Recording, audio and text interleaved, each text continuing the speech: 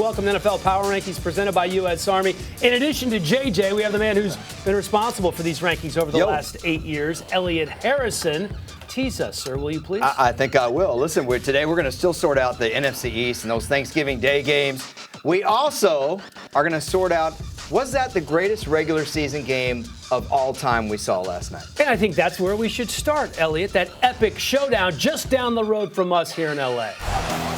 All right, the most combined points in a game in NFL history was in 1966. Rams and Chiefs was third all time with 105. I mean, that thing was pedal to the metal from start to finish. The Saints, of course, still number one, but the Rams and Chiefs flipped in the rankings after that game last night, which really could have been a Super Bowl preview. What did you learn about the winner of that game in the Rams? All those points you just said, man, is a very lot of points. But listen, I'm going with the defense. The defense that made the most plays won this ball game. And I know you see 51 to 54. I mean, it's all offense, but the defense for the Rams made plays when they had to make plays, and that was the difference in this ball game. They got 5 turnovers and won this game. If they don't do that, they lose big.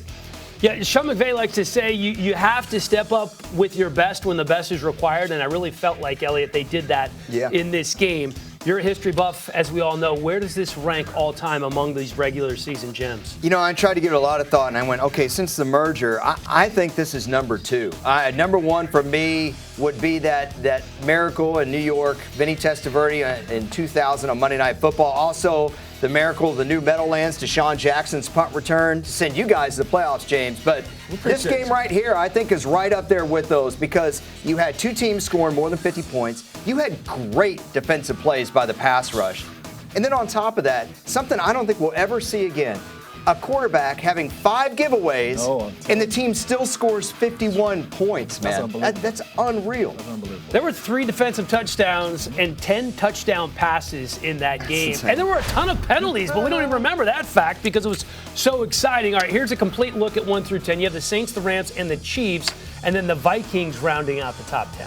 Yeah, and speaking of the Vikings, they got beat by the Bears because of that crazy game last night.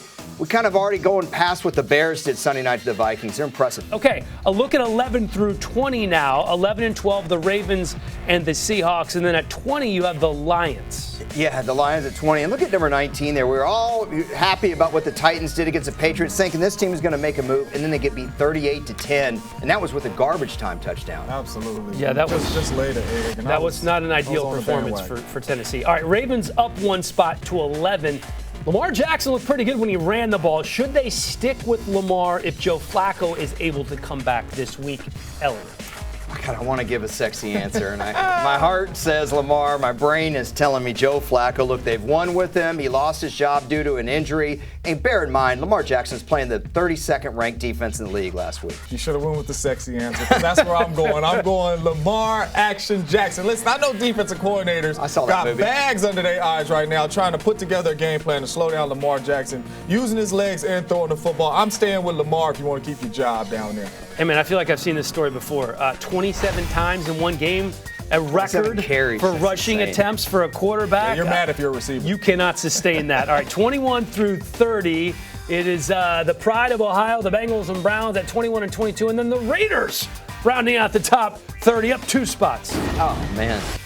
You also have the Eagles, who are down 5 spots. The Super Bowl champs, now 24, Elliot. I know. I've been watching the Eagles for a long time. I grew up in Dallas. They're in our division. And, you know, I'm saying our and we like you always do, James, with the Packers. That's the worst game I've ever seen the Philadelphia Eagles play. Ever in 30 years. Unbelievably bad. I think they really miss Frank Reich. I think every team that plays the Saints were saying that's the worst game they ever possibly played, because the Saints got it clicking on all cylinders right now. And listen, they went into that dome. This is a very hot team, and you got beat up and you can't run the ball. So I'm not surprised at all. The Saints handled their business. The Eagles got work to do. It's that time again. Time for Too High, Too Low. 3 teams for you, JJ. Let's start with the Chargers at 6. The Chargers are too high. They're not better than the Bears. They lost. I'm still a believer in the Chargers, but they're too high. I think the Chicago Bears handled business. The Chicago Bears should be in front of them. They worried me. They flirted with losing so much in the second half. It made Tinder blush, man. It was terrible. But you always say, James, division games are a little bit unpredictable. Hard to win. The Broncos have been in a lot of games this year. I think the Chargers are a very good team, but they have not beaten a team with a winning record yet. Colts at 14, up 4 spots, James. The Colts are too low. Listen, they are playing football right now, and they are not winning games, close games. They are beating people up. Andrew Luck is in the MVP conversation. They definitely need to be higher. I don't know what Elliot is thinking, but he's thinking wrong. They need to be up. Andrew Luck is there. I don't think wrong often, but I'm going to say that this is fair. This is fair. I did get this wrong. You know what? Andrew Luck throws the ball 35 to 40 times a game, and he's not getting sacked Doesn't get at all. touched. And I do think wrong often. Sorry. They haven't allowed a sack since week 5. Quentin Nelson, Ryan Kelly, that crew playing off the chain. All right, finally, Texans at 8. After I said Elliot does not know what he's doing. Here we go. Right here, man. I think he's just right. Just right Okay. right here, man. The Houston Texans came out. They played a good Redskins football team, and they handled business, and it was on the road. So I got to give them some respect. I think they're just right. Yeah, I am still a little concerned about their offense. I know they have this great win streak, and I've been on them, but we still haven't seen the same Deshaun Watson, Dan, that we saw in that 7-game catalog last year. That would be my one hang-up right now. Great point. 25 points or less in 8 out of 10 games for a winning team. That is rare. Okay, here's a look at the playoff picture in the NFC, and this is going to come down to the wire, I think, especially for these last couple of spots, the 2 wild card positions. Let's start homebound or playoff bound with the Seattle Seahawks. A big win over the Packers. I can't say that enough in the show because I know JJ loves it. Seattle Seahawks homebound or playoff bound? What do you think? I'm not just saying this because they beat up on my Packers, man. But listen, I got to say the Seahawks are going home. And the reason why I say that is they have 3 out of their last 6 games are very tough. They play the Chiefs. Obviously, they play the Panthers this week. I think they're going to lose 3 out of the 6 games and finish 8-8, and I don't think that gets them in the playoffs. They've allowed 20 or more points 6 times this season. That matches their total for all of last year. The Panthers hosting the Seahawks this week. Elliot, where do you see Carolina when the postseason starts? Homebound or playoff bound?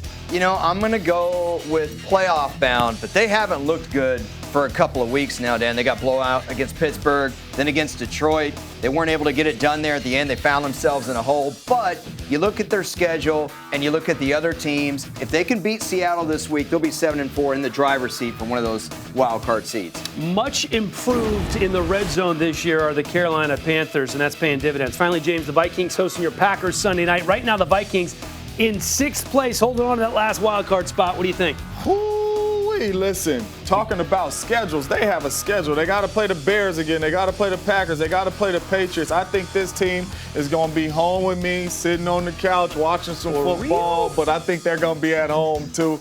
And, you know, it's obviously another reason, but I ain't going to bring that up on the TV right now. They got to get that running game going right now, ranked sure. 31st in the NFL, averaging 84 rushing yards per game. All right, time for Elliot's closing arguments. This is where we put 30 seconds on the clock, and he talks about a few teams that we did not get the time to touch on today. Elliot, go. Clock's going. James is always more cocky when he wears teal. Speaking of teal, the Jags, 8 3-and-outs, including 4 in the fourth quarter. Do you know how hard that is to do? Hey, Ryan Tannehill comes back for the Dolphins. They lose by 20. Packers, didn't we do a homeward bound segment, Dan? Yes. Yeah, they're homeward bound. By the way, you can blame the quarterback too, not just the head coach. Okay, hey, Dallas Cowboys. A couple weeks ago, I said Ezekiel Elliott's a top 5 player in the league, and I got side eye from Dan. I wonder if I'm still going to get that side eye. And the New Orleans Saints, I think they're headed to the Super Bowl. They're going to win, and Drew Brees is your MVP. We need to talk about it. I don't even know how to do a side eye. You just did. Side eye? Yeah, I know All my right, that's MVP teal. is. My MVP is Andrew What color Luck. is that shirt? That's what I want to hear on Twitter. See you next week.